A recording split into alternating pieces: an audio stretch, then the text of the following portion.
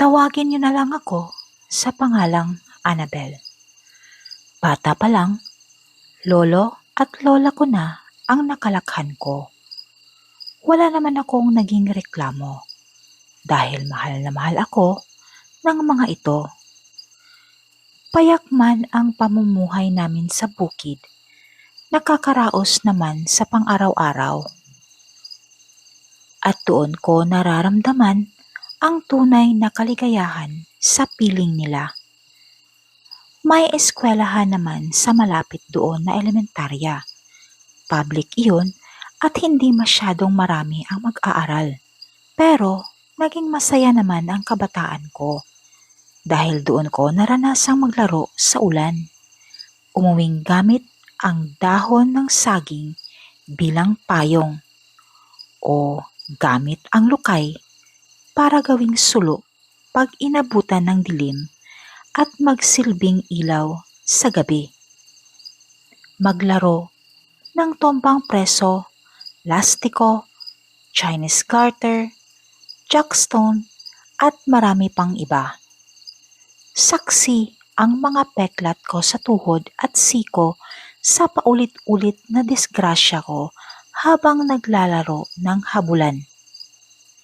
Kapag naisip ko ang mga panahong yon, napapangiti na lang ako sa isipin na napakaswerte ko at naranasan ko pa ang mga bagay na nagbigay ng masayang alaala sa akin. Pero siguro nga, totoo ang kasabihan at paniniwala ng iba na ang bawat masayang kwento ay may kasunod na kalungkutan o pagdurusa. Grade 4 ako noon nang kinuha ako ng mama ko. Siyempre, grabe ang lungkot ng mga lolo't lola ko. Pero hindi sila tumutol dahil ang dahilan nila, ayaw nilang lumaki akong nasa bukid. Mataas ang ambisyon nila para sa akin. At ang makapag-aral sa syudad ay malaking oportunidad para mabago ko ang kapalaran ko. Grabe ang iyak ko noon. Galit na galit ako sa mama ko dahil bata pa ako at hindi ko pa naiintindihan ang intensyon niya. Kahit ganun pa man, wala akong nagawa. Lulan ang bus, bumiyahe kami patungong syudad. Nakatira kami sa isang apartment. Doon ko naranasang alagaang mag-isa ang sarili ko. Anak ako sa pagkadalaga ng Mama Rio ko. Ni walang klarong pagkakakinlanlan o buhay pa ba ang papa ko. Kada magtatanong ako ay palagi itong umiiwas o nagagalit. Buong araw siyang nagtatrabaho. Gabi na nakakauwi at dinadalhan na lang ako ng panghapunan na minsay nakatulugan ko na ang gutom dahil siguro kasama niya ang boyfriend niyang gumala o gumimik. Oo, buhay dalaga pa rin si mama. At nagawa pa niyang isama ako sa pariwaran niyang buhay. Nagbibigay naman siya ng pera para pangkain ko sa school at pamasahe pa uwi. Pero ang gabay bilang magulang ay wala ka talagang maaasahan sa kanya. Mabuti na lang napalaki ako ng tama ng lolo at lola ko. Napagtiisan ko ang lahat ng iyon. Ang magutom, ang mag-isa sa gabi, at pumasok na maruming uniform ang suot-suot. Sa tuwing nakakaligtaan magpa-laundry, tiniis ko lahat yon. Sa mura kong edad, anong alam ko sa paglalaba? Kaya hindi katakatakang binubuli ako sa eskwela. Dahil daw dugyot, iniiyak ko na lang lahat yon. Ngunit dumating ang araw na nagkasakit na nga ako. Napilitan siyang mag-leave sa trabaho dahil na-confine talaga ako sa ospital. Gastric ulcer. Doon yata siya natauhan dahil doon ko nakita ang sobrang takot sa mukha niya. Dahil doon, nang medyo okay na ang lagay ko at pwede na bumiyahe, inihatid niya ako sa isang relative. First cousin niya ito na hindi ko pa nakikita. May kaya naman daw ito sa buhay dahil may negosyong furniture business at malakas yon. 3 oras lang naman na biyahe sa bus ang layo nito.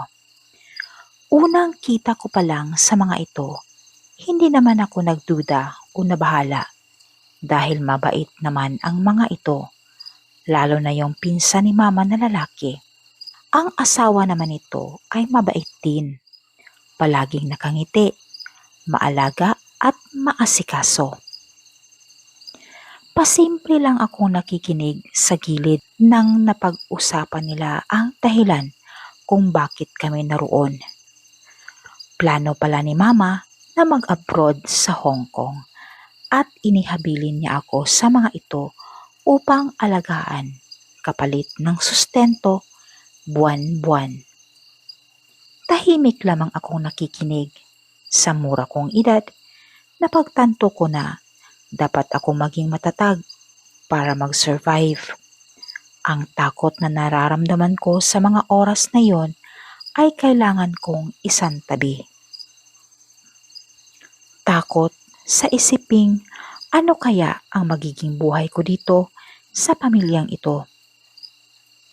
Dahil alam ko, base sa aking karanasan, na hindi lahat ng nakangiti ay totoo.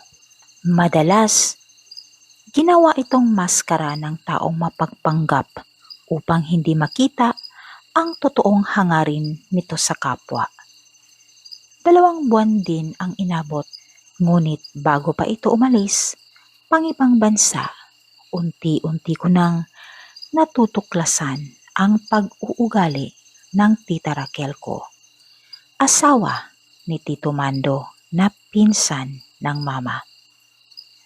Kapag naroon si mama, todo alaga ako nito na para kang baldado kung asikasuhin at laging ipinagyayabang kung paano daw ako alagaan.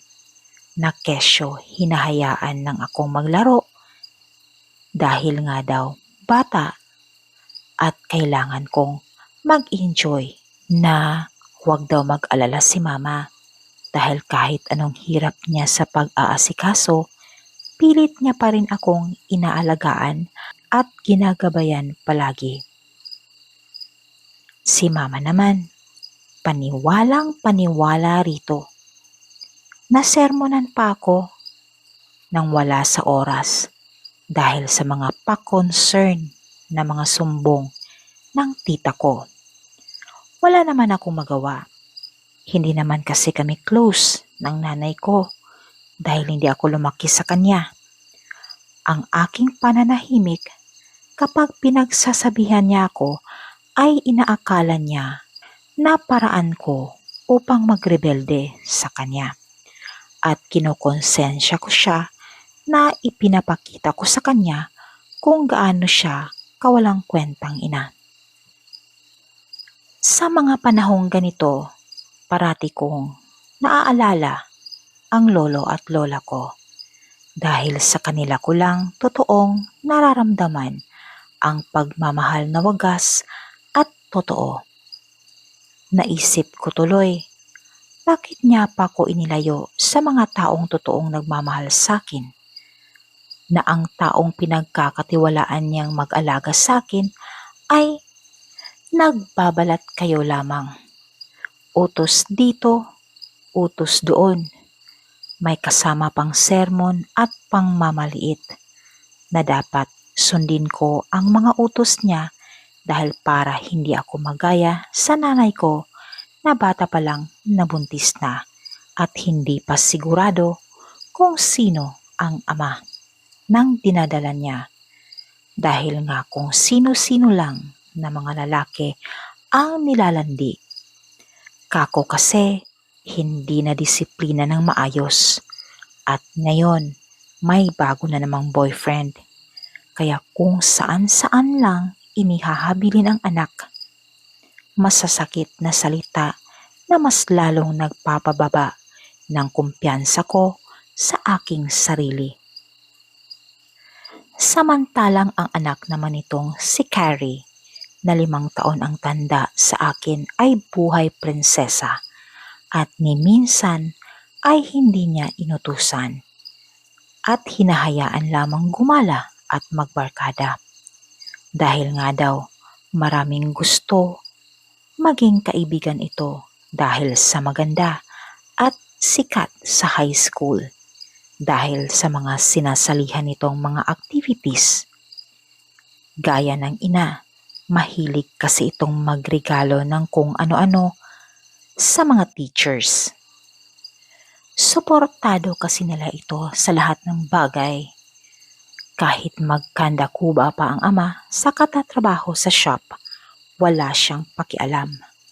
Actually, silang dalawa ng mama niya basta't mabili ang mga gusto nito at makapagyabang sa lahat. Wala naman sana akong pakialam sa mga pinaggagawa nila sa mga buhay nila. Kaso lang, naaapektuhan na ako sa pagiging waldasera nilang dalawa. Hindi naman libre ang pagtira ko doon. Kahit pa noong hindi pa ng ibang bansa ang mama. Nag-aabot si mama palagi ng pera dito dahil ayaw niya akong maging pabigat sa kanila. Hindi naman sila nananakit ng pisikal maliban sa isang insidente na kung saan naka-headset ako habang natutulog sa duyan sa likod bahay lang naman nila. Pinapatugtog ang mga kanta sa aking playlist na malayan ko na lang ang mabigat na bagay na nakahampas sa tuhod ko. Napabalikwas ako sa gulat. Yun pala, tinatawag na niya ako para utusang mangutang sa malapit na tindahan. At dahil hindi ko narinig ang tawag na yon, binato niya ako ng pinggan. Hindi naman babasaging pinggan pero Tupperware yon, mabigat at syempre masakit. Paika-ika akong pumunta sa tindahan para mangutang. Ngunit pagdating doon, ayaw na akong pautangin ng may-ari ng tindahan. Dahil daw may utang pa si tita na hindi pa niya nababayaran. Bayaran daw muna nito bago ito pautangin. Pagbalik ko, sinabi ko na kaagad ang mga sinabi sa akin ng may-ari ng tindahan. Malakas na sampal ang natanggap ko. Kasi baka daw hindi ko inayos makipag-usap kung kaya nagalit at hindi na kami pinautang. Nagmarka ang kanyang kamay sa kaliwang pisngi ko at namamaga ito. Ang tagpong iyon ang dahilan ng matindi nilang away ni Tito Mando. Grabe ang kadramahang naganap sa mga panahong yon. Nag-alad Judy Ann Santos ito sa arte nito sa pag-iyak. Kesyo, hindi ko na raw siya ginalang at sumagot-sagot na ako sa kanya ng pabalang at kung ano-ano pang kasinungalingan. Mabuti na lang talaga at hindi naniwala sa kanya si Tito. Kahit na nagmamaktol ito at nagpapakita na hindi ito kumakain. Fasting, kumbaga. Pero nakita ko na inutusan niya ang anak niyang pumuslit ng siopaw at soft drinks. Pasimpleng dinala iyon sa silid nilang mag-asawa at inilagay sa drawer nito. Pero nagpapanggap itong nahihilo at masakit ang ulo. Hindi naman siya pinansin ni Tito. At dahil hindi ito nagluluto, pasekreto akong binibigyan ng pera ni Tito upang doon na kumain sa labas. Hanggang sa perwisyo na nga ito at abala dahil wala ng ayos ang bahay. Kinausap na siya sa wakas ni Tito, ngunit binalaan na hindi na niya uulitin pa na saktan ako. Mabait naman si Tito talaga, pero ayaw nito ng gulo sa kanyang pamilya, kaya't maraming beses na niya itong pinatawad.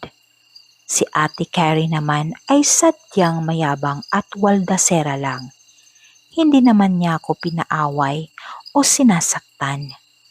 Magmula nga noon, hindi na ako sinasaktan ni Tita.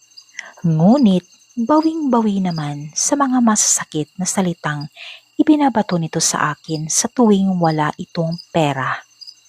Ganun naman parate. Kapag walang pera si Tito, wala sa mood si Tita. Parating nagagalit, konting away pinalalaki. Kung kaya't nang hihiram na lang si Tito ng pera para lang may maibigay sa kanya at tada!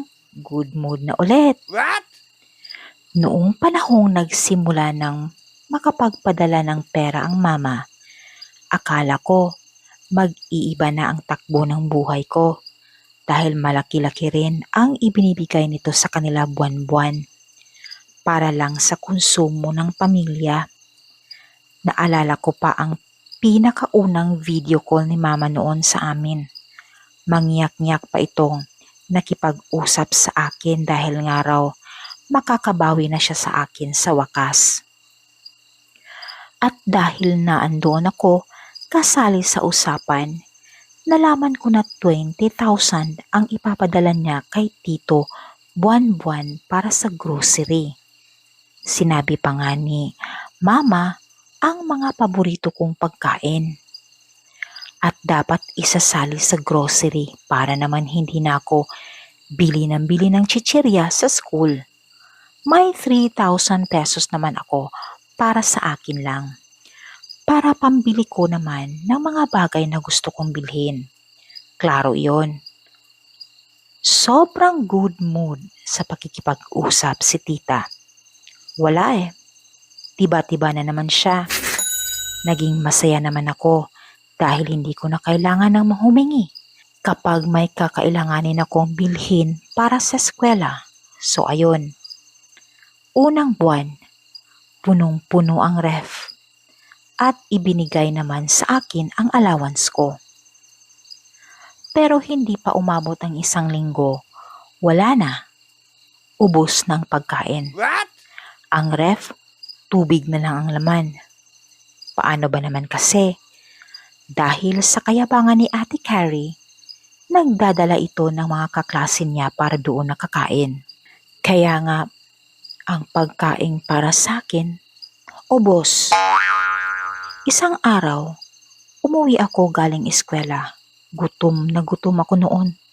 May sobra naman sana akong pera, pero hiniram pa ni Tita dahil may paggagamitan si Ate Carrie. Walang ulam na itinabi para sa akin, kung kaya hinanap ko si Tita para sabihin kung nasaan ang pagkain ko. Nagalit ba naman? Sinabihan ba naman akong humanap ako ng paraan para makakain ako? Wala na akong nagawa, wala kasi si Tito. Paniguradong kumain na ang mag-ina at hindi man lang ako tinirhan. Siguro may dala na namang mga kaibigan si Ate Carrie at doon na naman kumain. Binuksan ko ang kaldero. May mga 2 kutsarang kanin pa doon. Lumilingon-lingon ako. Ubus na ang gatas, pati Milo ko. Nakita ko ang asukal. Pwede na to. Iinom na lang ako ng maraming tubig. Nilagyan ko ng asukal ang kanin at saka kinain. Kumuha ko ng baso. Hinugasan ko yon. Kita ko pa ang tirang coke doon. Nagkalat ang hugasin sa kusina.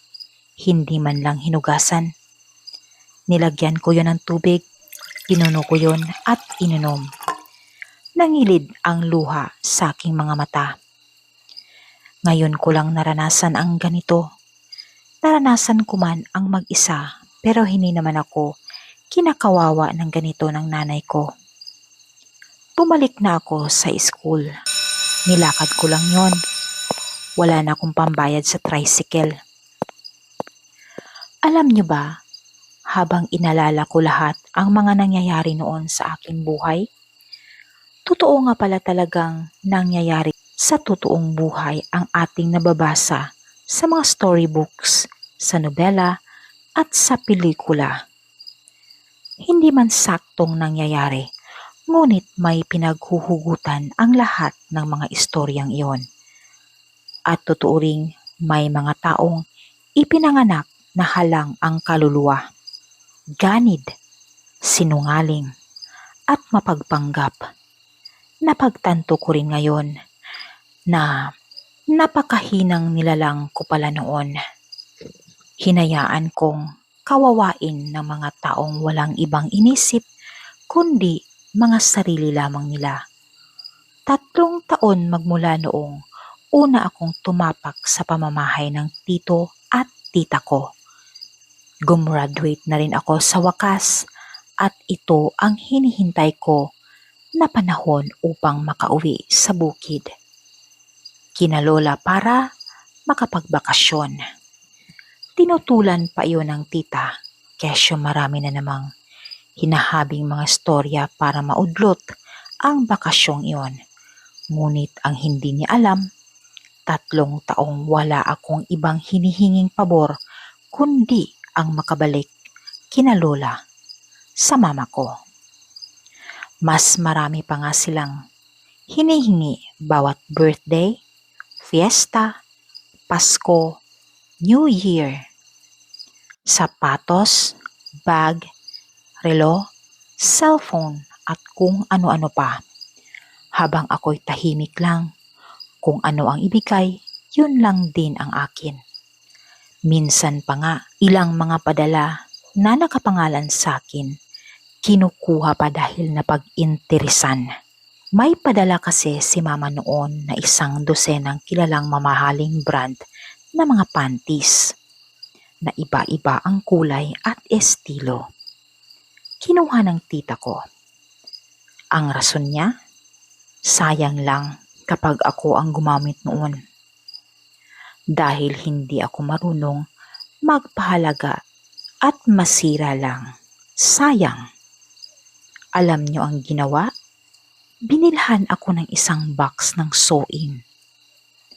At ang allowance ko na 3,000 a month, siya na ang humawak. Nag-open kami ng account noon sa akin, pero pwede rin siyang makapag-withdraw. Lahat ng iyon ay suwestyon niya dahil daw kailangan maging masinop ako sa pera at palaging iisipin na hindi madali ang trabaho sa ibang bansa. Kaya dapat bilang anak, iisipin ko palagi ang bukas. O 'di ba? Ang kapal ng mukha. Nalaman ko na lang sa huli na wala ng laman ang bangko ko.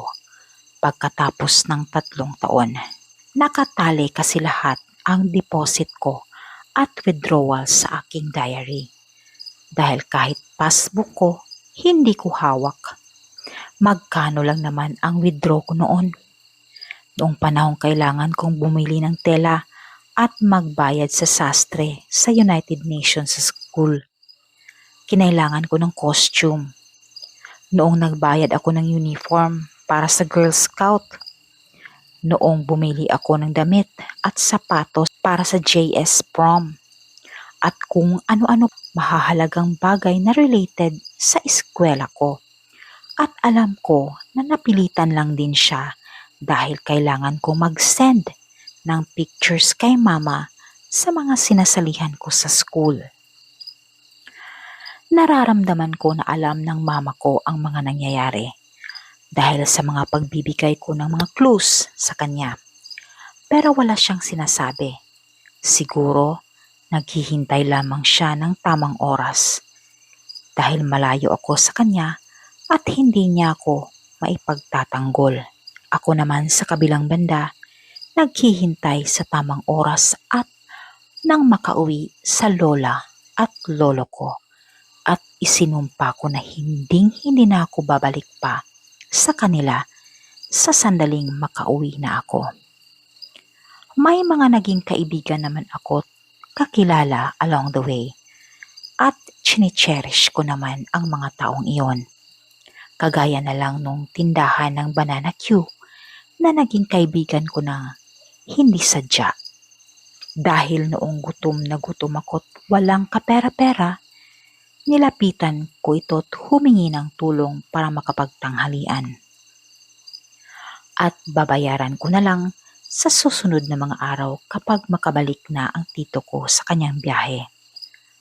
Agad naman ito akong pinagbigyan dahil kilala naman nila ang tito at tita ko.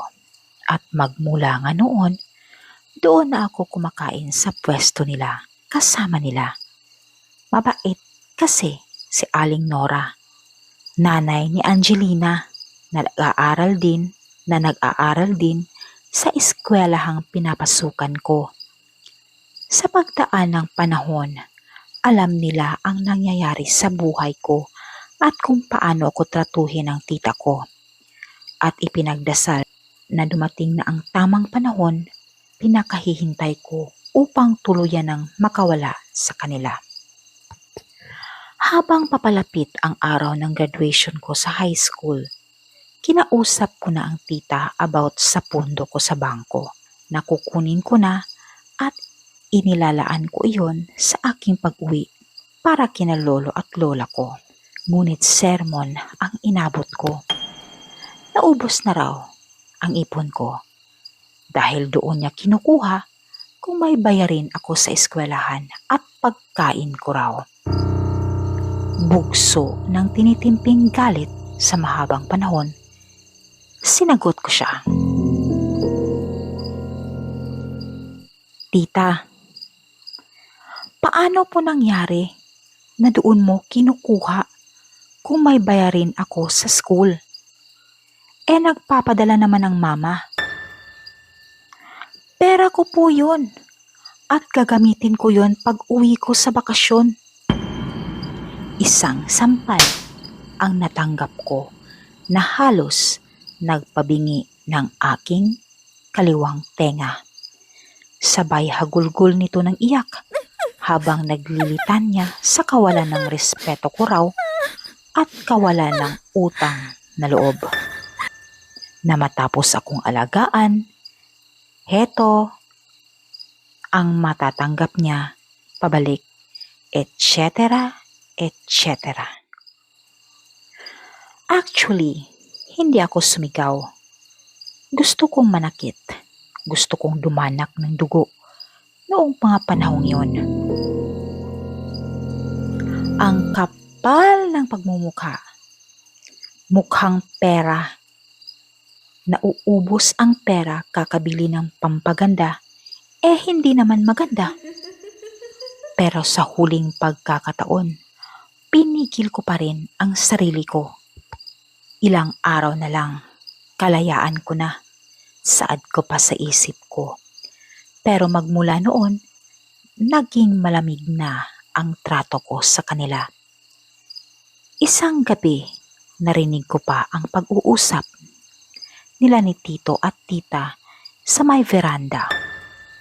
Nung palihim, akong pumuslit sa kwarto nila at hinahanap sa mga gamit ni tita ang mga nawawala ko na gamit na bigay ni mama. Katulad noong Ray-Ban shades ko, earrings ko na may diamond na bigay ng manliligaw niya sa Hong Kong. Hindi pwedeng mawala yon dahil tsak nahahanapin yon ng mama. Naalala ko pa noong tinanong ko pa si tita tungkol doon, pero singhal lang ang natamo ko na baka daw naiwala ko at ibinintang sa iba para hindi ako mapagalitan. Ginawa pa naman akong bobo ng broha. Malakas ang paniniwala ko na nasa kanya ang mga iyon dahil inggitera ito. Pabalik na ako noon sa kwarto ko habang bit-bit ang aking shades at earrings. Isinuksok niya iyon sa kanyang cabinet likod sa tinuping mga damit niya. May idea na ako na doon niya ilalagay yon dahil nahuli ko na ito minsan na may pilit isinuksok doon habang palingon-lingon. O, 'di ba? Maski sariling asawa, pinagnanakawan. Naadik kasi ito sa online shopping. Kung ano-ano na lang ang pinibili o in-order. Pareho lang silang dalawa ng anak niya. Parang anay na unti-unting inuubos ang pinaghihirapan ng tito ko. Hindi man lang naawa habang sila mga branded na mga damit at gamit ang isinusuot. Ang tito ko naman ay walang maayos na maisusuot sa tuwing may pagtitipon. Ewan ko ba kung bakit ganun si tita. Hindi naman ito kagandahan. Samantalang ang tito ko mahitsura at maganda pa ang katawan. Naisip ko tuloy, di kaya niya ginayuma ang tito ko? Pero wala na akong pakialam doon. Ang gusto ko lang, makaalis na sa impyernang lugar na yon. Kinabukasan, dumating ang matalik na kaibigan ni Mama na si Ate Nikki. Kita ang gulat sa mga mata ni Tita nung dumating ito isang linggo bago ang napagplanuhang pag-uwi ko kina Lola. Ang hindi niya alam, isiniwalat ko na kay Mama ko lahat ng pinaggagawa niya sa akin, pati na ebidensya na mas lalong nagpapalakas ng aligasyon ko sa kanya.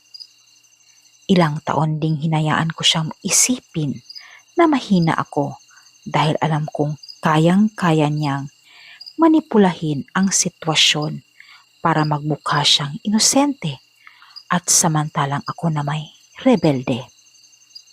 Kita ang pagkabalisan niya dahil alam niyang hindi na niya hawak pa ang sitwasyon. Ako na nagsilbing paraan niya upang makapanghuthot ng pera sa mama ko. Ang bago niyang plano na mananatiling guardian ko hanggang college ay naudlot. Nalaman ko kasi sa pag-uusap nila ni Tito na uudyukin niya si Mama na huwag nang ituloy ang pag-uwi ko at ipagpatuloy na lang hanggang college na siya pa rin ang mag-aalaga sa akin. Ipinalalabas niya kasi na pariwara ako at rebelde. At kung hindi dahil sa kanya, hindi ako magtitino at makatapos ng high school dahil sa disiplina niya. Dahil alam ko na ang plano niya, inunahan at pinaghandaan ko. Ilang taon ding napaniwala niya si Mama na suwail akong anak. Pero ngayon, sukol na sukol ko na siya dahil na rin sa tulong ni Aling Nora at Angelina at ng mismong kapitbahay namin na palagi naming inuutangang tindahan na siyang hingahan ko ng sama ng loob at awang-awa sa akin. Galit na galit si Mama pero dahil ayaw niya ng gulo, ang gusto niya na lang ay mailayo ako at maibalik sa lolo at lola ko. At sila na ang bahalang magdesisyon kung sino ang magiging guardian ko habang mag-aaral sa syudad.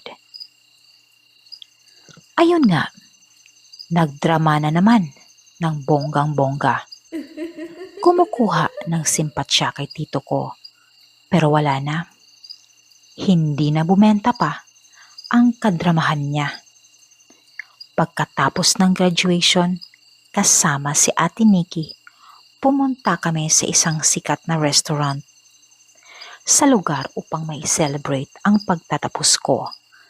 Ang suwestyon niyang sa bahay mag-celebrate para makadekwat na naman ng pera ay hindi na natuloy dahil kay Ate Nikki na ang natuloy na plano.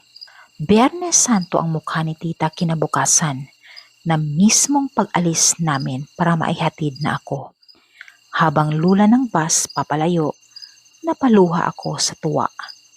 Ang ilang taong pagtitiis ko'y natapos na rin. Ligtas akong nakauwi.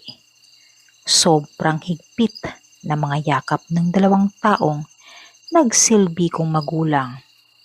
Ang aking lolo't lola sa akin. Umiyak ako. Doon ko ibinuhos sa kanila ang ilang taon kong hinanakit at paghihirap. Napagkasunduan na ang titingin sa akin habang nag-aaral ako sa college ay ang nakakatandang kapatid ni Mama na hindi niya kasundo dati dahil sa pagiging istrikto nito. Ito ang palaging dumidisiplina sa kanya dahil malayo ang agwat ng edad nila nito. Siya si Tita Mona. Maaga itong nabiyuda at hindi na nagkaanak pa. Kahit pa ganon ang nangyari sa kanya, pinamahala nito ang naiwang negosyo ng asawang inchik, isang fabric store. At ito rin ang sumusustento ng lolo't lola ko na noon ko lang din nalaman. Marami ang ayaw dito sa mga kamag-anak dahil nga suplada at may pagka-weirdo. Pero sa kasawiang palad, hindi pa rin nagpatalo si Tita Raquel. Puro sigido itong sirain, hindi lang ako, kundi pati na mama ko. Nagpa-victim effect ito at dahil hindi nga maayos ang nakaraan ng mama, dahil nga maagang nabuntis sa akin, madali lang sa kanya na magpakalat ng fake news. Namana ako sa mama ko na malandi, na nahirapan siya sa pag-aalaga sa akin dahil sa pagiging rebelde ko, na walang utang na loob si mama at kung ano-ano pang paninira. Umabot sa kaalaman ng lola't lola ko ang mga iyon kung kaya't napilitan kaming magpaliwanag ni mama. Hindi ko na sana ipaalam sa kanila ang pangyayaring iyon dahil ayaw ko silang magdamdam at masaktan. Pero mukhang hindi na napigilan na malaman nila. Habang nagpapaliwanag kami ni Mama na sa mga panahong iyon ay nakauwi galing Hong Kong. Naroon lamang sa isang sulok si Tita Mona. Tahimik na nakikinig, walang ekspresyon ang mukha. Nakakatakot. Para bang anumang oras, bigla ka na lang sugurin. Ayon pa kay Mama, bago pa nagpapakalat ng maling impormasyon, tumawag ito sa kanya at hinihinging ibalik ang sustento kada buwan nila. Pero hindi sumang-ayon si Mama dahil nga pag-aaralin niya ako sa isang universidad. Malaki ang babayaring tuition fee. Pinasok pa niya ako sa dormitoryong malapit sa school, allowance at kung ano-ano pa. Magbibigay naman daw siya pero hindi na gaya ng dati. Ayun, nagalit. Ang kapal talaga ng pagmumukha, no? Pagkatapos ng mahabang pag-uusap, naliwanagan ng lahat. Tumaas pa nga ang BP ni Lolo dahil hindi niya akalain na nagawa kong pagtiisan ng ilang taon ang hindi magandang trato nito sa akin. Napaiyak naman ang lola habang yakap-yakap ako. Pati ang mama ko ay hindi na napigilang umiyak. Samantala, mataman lang na nakatingin sa akin si Tita Mona habang kinukuyom ang mga kamao nito. Pagkatapos ng nangyari, naging close kami ng mama ko at naging maayos na rin sa wakas ang takbo ng buhay ko. Ilang buwan pagkatapos insidenteng iyon, nabalitaan na lang namin na may dumapong karamdaman kay Tita Raquel. Napuno ang buong katawan ng parang bulutong na hindi gumaling-galing. Kaya pala, kusa na lang namatay ang issue patungkol sa amin. Nagkaroon pala ng matinding sakit sa balat ang punot dulo ng kaguluhan na si Tita Raquel. Ayon sa kwento, 2 linggo matapos magpakalat ito ng kwento, nagka-allergy ito sa balat. Palagi itong nangangati kung kaya hindi na ito lumabas ng bahay. Hindi raw kinaya ng anti-allergy meds kung kaya pina-check up na sa hospital. Naresetahan naman ito ng gamot at ointment, ngunit lalo lang itong lumala. Nagsugat ang mga parteng kinakamot nito. Kahit na nagsugat na, hindi pa rin ito maiwasang kamutin. Kung kaya, nagnana na ito at nangangamoy na rin. Grabe ang pagdurusa nito dahil umiiyak na ito sa gabi. Hindi makatulog at hirap ding kumain dahil pati bunganga nito ay nagsusugat na rin. Ang sabi ng mga kamag-anak namin, kinarma na. Ang sabi naman ng iba, baka kinulam. Sa puntong ito, napansin ko ang masungit kong tita Mona na kakaiba ang ikinikilos at kitang-kita ko pa nung sumilay ang ngiti sa gilid ng mga labi nito. Sumpa, kulam, o sadyang sakit sa balat lamang. Hindi ko na inalam pa. Pero kung tatanungin niyo ako kung masaya ako na gano'n ang nangyari sa kanya, oo, feeling ko nakamtan ko na ang katarungan. Pagpapatawad, ayoko pa. Sa ngayon, masyadong malalim ang sugat para basta-basta ko na lang kalimutan. Hindi man sa ngayon, siguro bukas. Minsan, mapaning lang ang panlabas na anyo ng isang tao. Hindi lahat ng nakangiti ay mabuti at hindi lahat ng nakasimangot ay masama dahil hindi lahat ng nakikita ng mata ay totoo. Mag-ingat tayo sa mga taong ating makakasalamuha at huwag agad magtiwala. Wakas.